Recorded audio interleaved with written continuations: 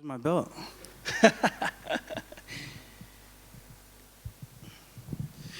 Until these guys decide to pay, they will be slayed. Well, Aljamain, right here, front. What's up? I feel like we've been talking about this fight for a long time, but now that it's only a few days removed, what are the emotions now that you're about to fight TJ Dillashaw in co-main event here in Abu Dhabi? I'm excited, man. Great opportunity to fight a guy who's been a mainstay in the division, who's done a ton of work, beat a lot of people up, and who people regards as one of the best bantamweights of all time. So for me to go out there and take out a guy like TJ, I think that puts me up there with the conversation.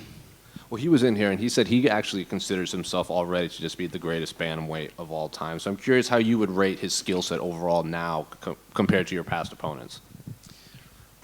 Rate his skill set? I mean, he had a 5-round war with the guy I finished in under 2 minutes, you know? So no disrespect to Sandhagen. Sandhagen obviously evolved and kept getting better. And you see TJ, I don't know if he's the same TJ of old who had that crazy run. And that's just being honest. But I still think he's talented, he's tough.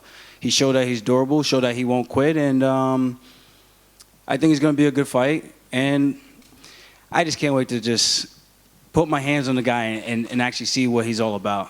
Well, he was in here, and he said he actually thinks, in his words, that you have a quit button, and that's what he wants to find in there. So what's your response to that? Show me a fight where I quit. Show me one fight where I quit, where I said, hey, I'm going to pack it in, turn over, and go home. Hey, ref, I'm going to cover up and pretend I can't defend myself or fight anymore because I'm tired. I'm just going to just roll over and wait for the ref to save me, then get up and go, what happened? What happened? What? I was still fighting. Like, what fight have I ever done that? You know, so he's just, I don't know. For him to go out and say he's the greatest bantamweight of all time right now, that just shows his arrogance, which is exactly what I talk about. And I can't wait to just bring him a little bit of humble pie. And you're also in a unique position where usually if a champion wins, there's a debate over who gets the next shot. But Dana White came out and said that the winner of the Jan O'Malley fight will fight the winner of your fight against TJ. So what do you make of that matchup, and who do you see moving on? Man, Dana says a lot of things. So we still got the machine right here. So we'll see what happens and go from there. I got to get the job done and win first. And O'Malley and Jan, that fight has to be good as well. So that fight could be a snooze fest. We don't know. And if it does end up turning into be that, I guarantee Dana changes his tune. So it just all depends. Not every fight's going to be a barn burner. So I just got to go out there, do my job, handle my business, and then go from there. I'm not looking past TJ right now. I need to get past this guy. I need to skin the snake and just shut this guy up for good. Aljo, obviously you said that you have some queries about he might still be, doing some stuff behind the scenes. He said up here that he thinks that's just kind of mind games. You're maybe just trying to get under his skin. Is it mind games, or is that you just stating your opinion? That's me just stating my opinion. I mean, his teammates already outed him, saying that he's been doing it since he came from college wrestling. I mean, what more proof do people need, It's not my words, it's their words. Those are guys that he's trained with in those rooms and bled with and sweated with. So if he could do all those things with those people and they said that about him, I mean, why would they lie? So Mr. Needleshaw, he's been doing it for a while. I don't think he stopped. But regardless, I'm content with knowing that I'm going to get in there with him regardless. And whatever happens, I'm not going to make an excuse and say it's because of this. I have no idea. I'm going to fight him regardless, though. Hopefully he's not, and we get a fair fight. And if he is and I beat him, it's even that much better for me. You mentioned that, it's his opinion that he's the best bantamweight of all time is kind of crazy to you, but is his name on your resume still a great name to have? Is he still one of the best? No, he's definitely one of the best. I think it's crazy for him to say that he's the best. Based on what? I mean, you got Dominic Cruz, who still has the most wins based on his WC title wins and his UFC wins as well. I know it was a different era and different time, but he's still up there. It's like saying Anderson Silva's wins don't rank up to Izzy's right now. It's a different era. Izzy's fighting in a era where I would say people are much more talented based on when Anderson Silva had his crazy run. So I think it just depends on the people. The people have to look at those things and decide what's better and give us their judgment on who they think is the best. If I'm giving them my opinion who's the greatest bantamweight of all time, I'm going to say it's Dominic Cruz. And I would like to think I'm right behind him. Not saying I'm the second best, but I think winning over TJ, I think who people highly regard, I think it puts me right in that conversation. Alja, to kind of go back to the PED conversation, did you see Dana White's comments kind of praising TJ to a degree, saying, you know, he owned up to it like a man? Do you feel like that was kind of strange, or what did you think of those comments? Very strange, man. Dana's an interesting cat, man. I like Dana a lot, but some of the things I just have to wonder, like his reasoning and his rationale. Like, you're praising the guy who got caught and saying that he did it the right way and did it like a man. What is man? Like, what about that was manly? The guy got caught. He didn't come clean, Dana. I don't get it. And I think it's a very odd thing to say. Like, who else? There's been so many people who've popped, and a lot of them have been like real, like legitimate, like tainted stuff. And I don't get it. Like, what makes this situation more like a man versus anybody else? I really don't understand. Unless you got caught red-handed, you know you cheated. It's like having the needle in your hand, knowing you're about to do it, and you're like, no, I didn't. No, I didn't. Then that's different. But saying that he's more of a man, it's a very weird and odd thing to say. So you are the only champion, technically, on this card. Do you know if that helps you a little more on the pay-per-view side? And Oliveira. No, my contract is my contract, so I get paid what I'm going to get paid based on the numbers and the sales. It would have been nice if TJ actually did a little bit more trash talking to build the fight. Given the fact that he actually doesn't like me, I thought he would have been a little bit more vocal, but he tends to shy away when people attack him with words. It doesn't seem like he's very good with words. He's just more like, shut up, you're stupid. That's kind of his trash talk. We've seen that over the years. So it is what it is. I get paid what I get paid based on the numbers, and that's that. So whether or not Oliveira's got the belt by his name, which I look at him as a champ, I think the world looks at him as the champ. You don't get an hour to make weight and come back to be the same exact thing. So something had to have happened with that scale. That's my personal opinion on that whole situation. But yeah, that's that with the pay-per-view. Yeah, and speaking of that, we had Sean O'Malley in here earlier, and I asked him what he thinks would be the bigger fight between, you know, you and him, or TJ and him, and he said you're not a draw and people don't care about you, and TJ would be the bigger fight.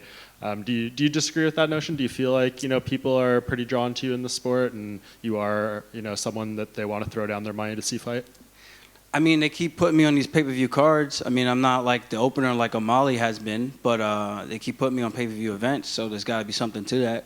I think I hit a completely different demographic than TJ does. I think I'm more of a relatable person than TJ is, and we don't have the metrics. The UFC has those metrics and those numbers. We don't get to see those numbers, so I have no idea how to deem myself a draw. What are we basing that off of? We don't get pay-per-view cuts every single fight, so I don't know what O'Malley's getting that information from. I guess he's looking at his TikToks and things like that, and thinks that, like, just because you get 1 million TikTok views doesn't mean you're going to get $1 million. It doesn't quite work like that. It works on who's actually going to come out of their pocket and put money up to actually see you compete. So I like Sean, though. Sugar Tits is okay. Do you think he is the biggest opponent for you in terms of like a, you know, sellable fight right now, or what do you think is, like, if you look at the entire landscape of the sport, who do you think is the biggest possible fight for you? Honestly, I'm not even looking that far ahead. I really haven't. Like, this is like really, this week has been the first time I've really been thinking about it. I really just want to smash TJ Dillashaw, and that's really it. Just envisioning different ways I get that guy out of that, get him out of the octagon, and a couple of different setups and traps that I got. Hopefully, he falls into one of them, and then from there I could start thinking about the winner of Jan and O'Malley, Cheeto, and everybody else, or if I'm going to stay at 35 or go up to 145. So there's a lot of different things that are spinning in my head right now, but the main focus, or should I say, a lot of things that are possible for me right now, but the main focus is just getting the win, man. Do you think this will be the most satisfying victory of your career? Maybe a better question to ask after, or is it hard to beat the last one? You after the way the title came, the time off, the injury, all the hate, is it going to be hard to beat that last fight with Piotr in terms of satisfaction? Yeah, that was a very satisfying win, beating Mr. Piotr. But this one will be satisfying as well for different reasons. I I'm a very simple man. I don't like, I don't know. I like nice things. You know, you win fights, good things happen. You make more money, you get more notoriety. I like a simple life in terms of like, I don't need the cameras and all that stuff in my face and to have people bowing down and giving me things. Like, I'm a simple man. I treat myself the same way I treat everybody else, and I wish everyone did the same thing and treat everybody like just people. So for me, just going out there and getting the win is just all about adding to the legacy. It's not about anything else. And for me, it's just going to be like the evil Kermit in my head laughing as I'm whooping his ass. So that's what I think about. Aljamain here. I've all seen your video with Jan when you shake your hands. Does it mean that your beef is now over? I win and he wins. That beef is right back where it was before. I guarantee it. But I don't think it's like we hate each other. I think it's just two competitive guys, and when one guy doesn't want to back down, or should I say neither guy wants to back down, I think you have an issue. From there, you gotta solve it. So how do you see his fight with O'Malley playing out? I don't know, man. It's going to be a very technical fight. I think if Jan decides to just make it a straight-up kickboxing fight, it could be a very difficult fight for him with the range, the height disadvantage, the reach, and I think the footwork. I think footwork frustrates Jan a bit. But if he could go out there and make it a gritty fight, chop down the legs, attack the body of O'Malley, O'Malley can move his head and do all that crazy movement all he wants, but your body won't go nowhere. It's going to be right there. So Jan's got his keys to victory, so does O'Malley. It just depends on who's going to go out there and fight the smarter fight. And it's not a 5-round fight, it's a 3-round fight. So I think that honestly favors O'Malley. But we'll see if Jan, who's notoriously a slower starter, he started fast with me in the last fight, and it backfired on him. I don't know. It's going to be a very interesting fight. It's 3 rounds. We'll see who implements the game plan better. So you're now fighting the same card with him. Do you have it somewhere back in your mind, you know, you might have to fight him at this card? Because we've seen a lot of crazy things happening, you know, people not making weight here and there, you know, people get shuffled throughout the card. Yeah. Yeah, I don't think TJ's going to miss weight, though. So I don't see anything crazy like that happening. But there's definitely going to be a trilogy. It's a fight people want to see. Some people think I'm 2-0. Some people say I'm 0-2. And some people think it's 1-1. So we're going to give the fans what they want at some point in our careers. And we'll see what happens. Thank you. Aljamain, just over here. In terms of your last fight, the build-up for that was quite mentally exhausting with all the proving the doubters wrong and all the trolls, and just it was a long time and you had to come back and perform the way you did. Does that make preparation for this fight a little bit easier because you don't have to go through that mental side of things perhaps? Nah, I mean, it's all the same. For me, that was just noise. You can ask any one of my teammates, my training partners, I think I do a pretty good job of just tuning things out and being able to compartmentalize things and separate this from that and go out there and be able to compete. You know, I got a lot of stuff going on in my life that people don't get to see or hear about, and it's just like everybody else, you know? So we all got our shit and our own problems that we got to deal with on a day-to-day basis, and just because we're athletes and we're competing at the highest level doesn't make us exempt from that. So gonna be hard to shake me. And I don't think the preparation, I think the preparation is kind of, I don't say similar, but it's just another fight camp. Just make sure you're getting better. Look at the tools that your opponent's going to bring. Check in his bucket. Make sure there's no needles in there. And just go out there and having a good time. And you've got a great sparring partner in Merab in your team. But I want to ask you about 2 guys who are also there to train with you and spar with you. 2 British Afghans, the Basharat brothers. Okay. How good do you think they are, and how far do you think they'll go in the UFC? They could go as far as they want to go, man. The sky's the limit for anybody. They have all the talent in the world. I've gotten to spar with both those guys, and they've come a long way since, I think, 2018 when I first met them in Liverpool. Not Liverpool, London. We trained back then. I was on my drinking tour. It was a victory lap. But I got to go see my grandma out there and everybody. So met them, trained with them, and then trained with them in Vegas. And they're high-level competition, man. So I think the sky's the limit. Both those guys, it's going to be interesting to see, if they get into a position like this, will they fight each other? And just finally, how great is it to have two Jamaican champions in the UFC now? And how was it spending some time with Leon over the past week or so? Leon's a cool dude, man. I wish we connected earlier in our careers. For some reason we didn't, but we're here now. And to see him, where he's come from, his storyline, all the fights falling through, COVID, eye pokes, so it's just been a crazy run for him. So it's inspiring to see him go through all that adversity and still get to a position where he could fight for the belt. And when it was starting to look bad, he found a way to win. And I'm friends with Usman as well, so that was kind of a bittersweet kind of thing to see. You never want to see a friend get put down like that. But of course, it was huge for the country and huge for Leon and his family as well. So those guys will do it again for a trilogy as well, and may the best man win. But it's been nice having him and having him in the room. He kind of just ran into the room and he was there, and it was cool to have him watching alongside and seeing what we were doing, how we were looking and training. Thanks, Aljamain. Hi, Aljamain. Hey. Can you tell us a little more about your camp? How has that been, and how has UAE treated you? Camp's been good, man. We've been pushing the limits, doing sparring sessions with two bodies this time. Last time I did 3, but I thought that was a little too much, high risk for injury. This time we did 2, but we alternated rounds. So one guy, 1 round, round 2, new guy. Round 3, we had the first guy come back in again, and just kind of getting that push where these guys are getting a break and then they're getting to push me while I'm tired. And things have been looking good, man. I'm very, very happy with my conditioning. I've added running to my workout. I never run. People think I'm crazy for that, but it's not a marathon, so I never figured to really run. I've done it before. I never really seen a difference, but we added some sprints, and I think things have been looking good. The UAE has been great. We started in Dubai. The hospitality there has been top-notch, taking care of us, the team.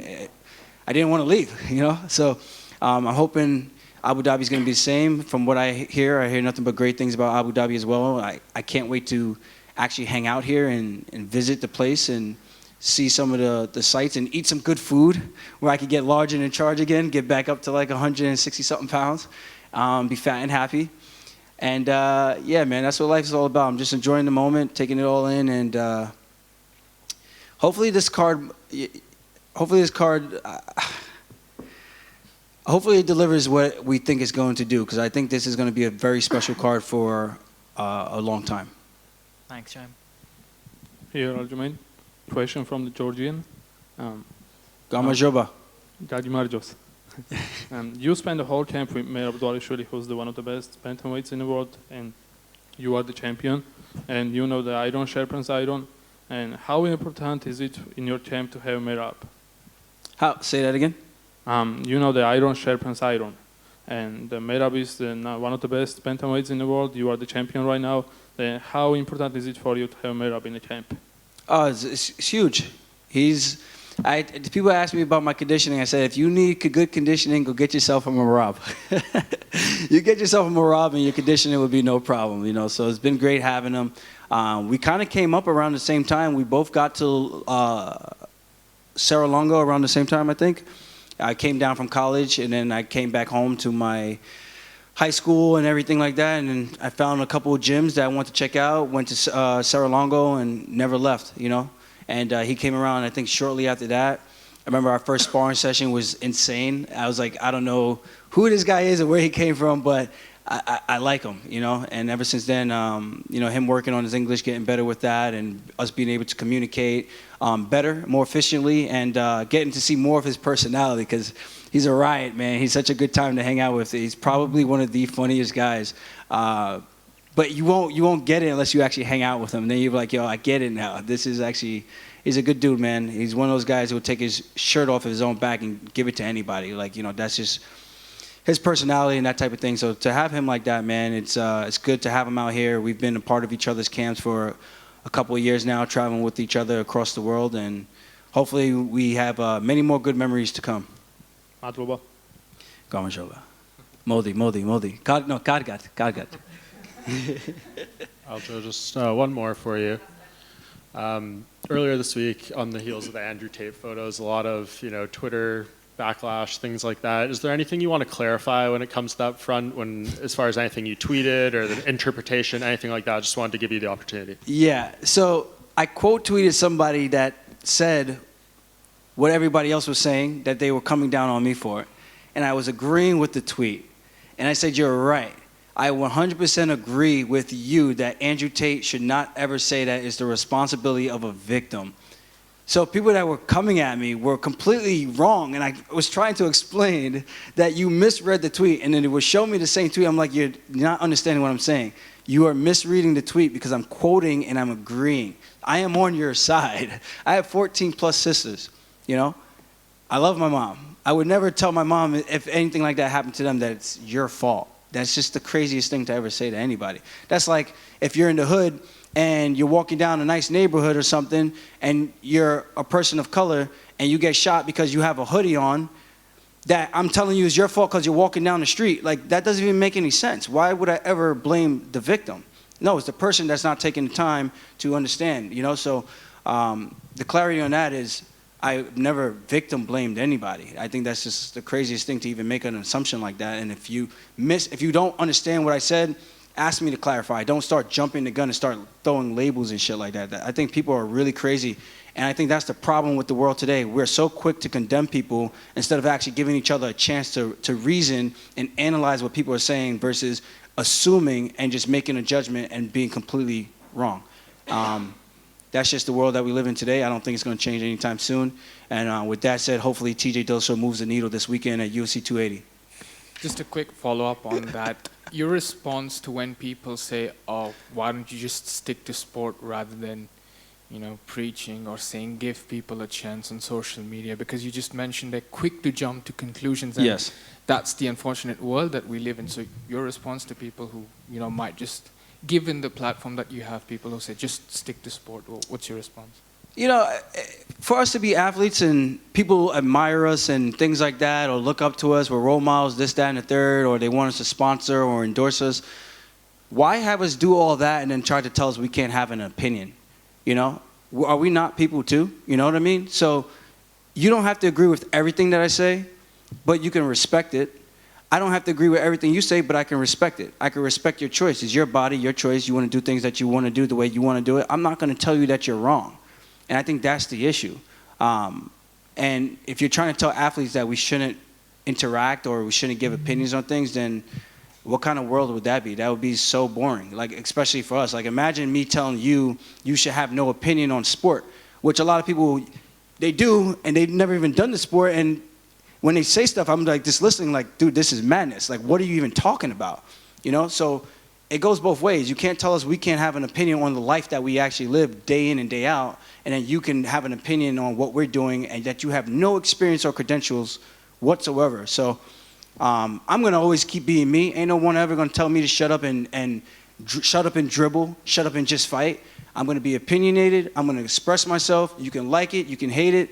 Whatever you do, that's your choice. But, you know, again, you don't have to, as long as I'm not hurting nobody, as long as I'm not causing any type of riots or anything like that, I think it's okay. And I think that's what makes the world a great place, because we can all be different people and coexist together. Thank you. Wishing you the best. Thank you, guys. I'm going to whoop this man's ass.